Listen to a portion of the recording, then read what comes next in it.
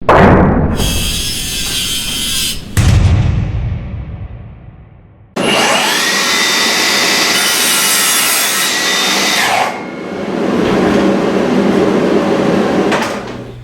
guys, for today's look back review, we took a look at the Milwaukee miter saw stand. In fact, we reviewed it back in 2017 and have been using it ever since. When we first looked at this stand, we noted that the new stand was definitely an improvement on what they had before over the older version miter saw stand. And you know, during that review, that look back review, which I about 3-4 years ago, we noted that the leg lock lever that they designed, it was a locking lever, was way easier to open and close the stand's legs. The new stand utilizes the spring-loaded lever, right? So it's similar to the Dewalt stands that unlock the legs, and you can do this one-handed, and we absolutely thought that was a win for the stand.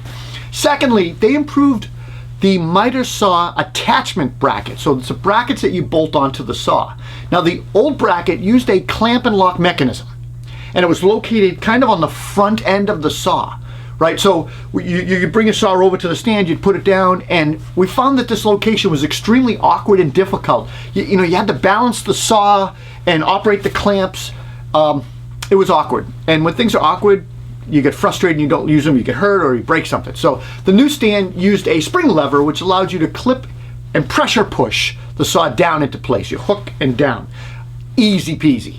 The spring lever is also way faster and easier to release for the new stand. You just squeeze the clips and tilt it right off. Thirdly, the material support, the end rollers were replaced. So the stand had these vertical support poles in place with thumb screws. Now when we did the review, we noted that the screws were the weak point, with a point most likely to fail, the weak point in the connection. Didn't like that at the time we did our review. And lastly, we commented that they made the stand lighter, and they offered a couple of cool accessories onto the stand. For example, I remember in my first review I talked a lot about the carry-in strap, the clamp-on table to improve efficiency and all that stuff. So that's what we looked at. So overall in our review, on our first appearance, our first look at it, we felt they improved the design, cut down on the steps needed to set the stand up and get going, and we liked that. So looking back 3+ years or more later, how does this stand perform today? Now I did tell you that I'm still using this stand, right? So, all right, let's talk about the support bracket.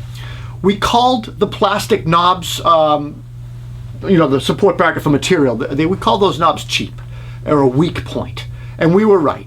Those knobs are constantly loosen up. You have to adjust them all the time. They don't hold their setting at all, so you have to check them almost every time. Bottom line is the support ends, they don't hold adjustment well, so Milwaukee should look at that and make some improvements on that. Get rid of the plastic knobs, make it stronger, put some metal in there. All right, we called this out in review, we were right.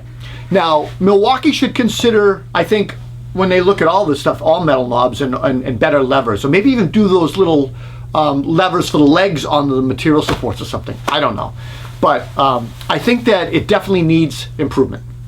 Now let's talk about the carry strap. At the time of the original review, I liked the carry strap. I said I was using it when I was testing it. I'd put it around my shoulder and I'd carry other tools in my hands. And I think I was doing that because I was testing the stand. I haven't used the strap in 2 years. I do and continually use the handle, which is underneath the stand when you flip it upside down. Well balanced, well placed, well done. The leg lever locking pins. Probably the best feature on the stand. There are 4 spring-loaded leg levers, and there's not much more to say than it is the best thing on the stand. We found the levers, they're easy to use, one-handed. The pin has excellent alignment and high tolerance, so that it locks in place, it unlocks, it's easy to use. The the legs swing in and out in the folded position smooth. To this day still, and allow you to open that stand one-handed, and that's really the walk or the carry away with this is one-handed operation. You can hold the stand and do your thing. You don't have to put it on the ground. And again, this feature is still working great today.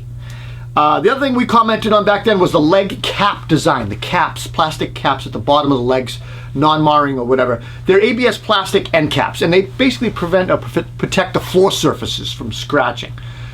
One of the leg caps is adjustable, allows you to level. I don't really usually do that unless I need to, unless it wobbles.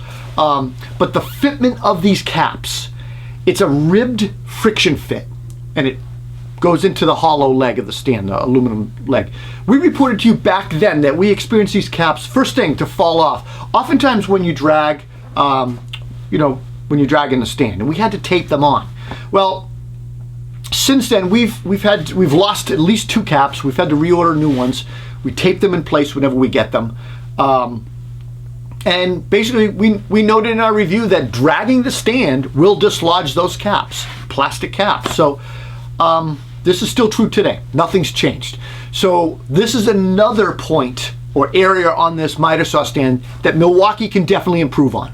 And they're aware of this. They know what their deficiencies are on the stand. I've talked to them. All right, moving on to the accessory tabletop. Initially, I liked it. Having a tray to found myself placing my tape measure on or other items on was great. It's going to be more efficient. It's awesome.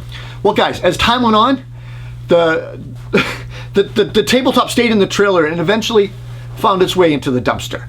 The extra steps to pull it out, set it up, store it, remember where I put it, it doesn't have an ROI on for a small table. It didn't give me enough value to do that. Looking back on this, the table was a waste of time. And I initially liked it. I thought it was going to be great, but 2 years, 3 years later, no go, no bueno. All right, overall thoughts.